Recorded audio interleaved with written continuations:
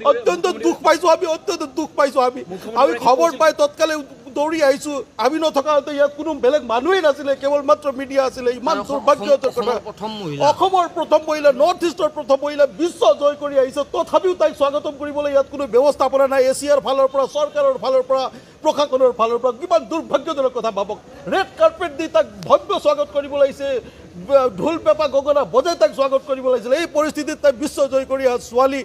তাই কিন্তু বহুত ভাল তাই একদম হাঁহি মুখে ওলাই গৈছে কিন্তু অত্যন্ত দুখৰ কথা চাওক আমাক বহুত বেয়া লাগিছে সঁচাকৈ বেয়া লাগিছে একদম অসমৰ বিচিচিআই সভাপতি চাওক কিমান দুৰ্ভাগ্যজনক কথা তাই বিশ্ব জয় কৰি আহিছে গোটেই ৰাষ্ট্ৰপতি প্ৰধানমন্ত্ৰীক সাক্ষাৎ কৰি ইমান ধুনীয়া দিনটো আমি চাই আছো টিভিত আৰু অসমৰ ভূমিত তাই আহি পাব কোনো খা খবৰ নাই অসম চৰকাৰেও কোনো গুৰুত্ব দিয়া নাই একেবাৰে দিয়া নাই এছিয়াই দিব লাগিছিলে ইয়াত অসম চৰকাৰে দিব লাগিছিলে ক্ৰিকেটৰ লগত সংলগ্ন বিভিন্ন সংঘ সংস্থাবিলাকে স্বাগতম জনাব লাগিছে এইটো প্ৰমোচনৰ সময় নতুন জেনেৰেশ্যনক ল'ৰা ছোৱালীবোৰৰ ক্ৰিকেটৰ প্ৰতি আগ্ৰহ বঢ়াবৰ কাৰণে খেলৰ প্ৰতি আগ্ৰহ বঢ়াবৰ কাৰণে তাইক যিমান ভালকৈ আপুনি উৎসাহিত কৰিব আজৰি সময়ত সন্মান দিলে নহ'ব নহয় আপুনি যিকোনো সময়ত আজৰি ফ্ৰী টাইম পাব তাইক মাতি কেনে কিবা গামোচা পিন্ধাব সন্মান দিব সেই সন্মানৰ কোনো মূল্য নাই তাই যে অসমৰ ভূমিত প্ৰথম ভৰি দিছে তাইক কি ধৰণে স্বাগতম হ'ব তাকে মুখ্যমন্ত্ৰীয়ে যি ধৰণে আগ্ৰহ দেখাইছিলে কিন্তু দুৰ্ভাগ্যজনক সেই আগ্ৰহটো কিন্তু প্ৰকৃতাৰ্থতে প্ৰতিফলন নহ'ল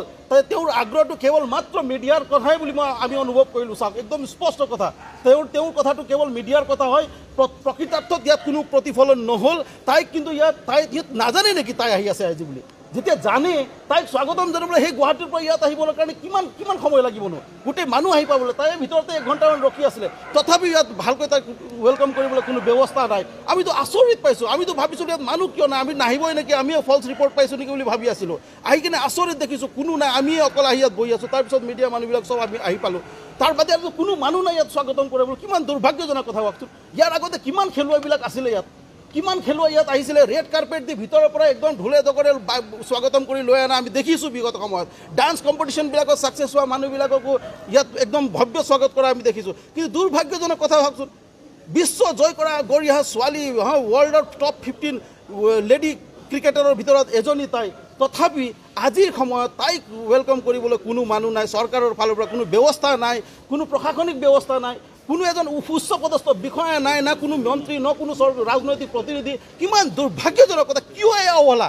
এই অৱহেলাটো কিয় আমি বুজি পোৱা নাই একদম অত্যন্ত আঘাত পাইছোঁ আমি সঁচাকৈ বহুত আঘাত পাইছোঁ মই নাজানো কি কথা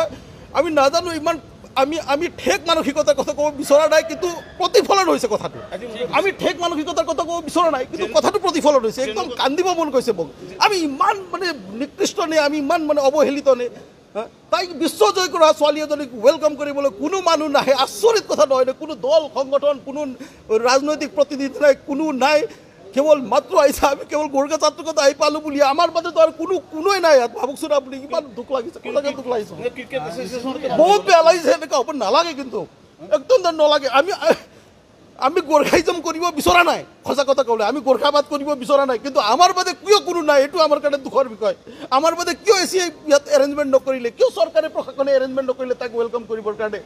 কিয় নকৰিলে আমাৰ প্ৰশ্ন হয়তো কিয় নকৰিলে তাক ৱেলকাম কৰিবৰ কাৰণে তাই অসমৰ গৌৰৱ নৰ্থ ইষ্টৰ গৌৰৱ যেতিয়া হয় তাক ৱেলকাম কৰি পৰ্যাপ্ত ইয়াত তাইক কিমান ধুনীয়াকৈ লৈ যাব লাগিছিল ইমান অকলশৰে দিছে কিমান দুৰ্ভাগ্যৰ কথা আপোনালোকে নিজে ভাবক মই ক'বলগীয়া কি কথা আছে আপোনালোকে নিজে চাওকচোন এই ধৰণে ৱেলকাম হয় নেকি বিশ্ব বিজেতাৰ আৰু আজৰি সময়ত তেখেতে কালি শংকৰদেৱ কলাক্ষেত্ৰত সম্বৰ্ধন কৰিব কোনো মূল্য নাই সেইটো সঁচা কথা ক'বলৈ গ'লে আজৰি সময়ত কৰা প্ৰেমৰ কোনো মূল্য নাই সময় ওলাব লাগিব প্ৰেম কৰিবলৈ সেই প্ৰেম হয় আজৰি সময়ত কৰা প্ৰেমক প্ৰেম বুলি নকয় আমাৰ স্পষ্ট কথা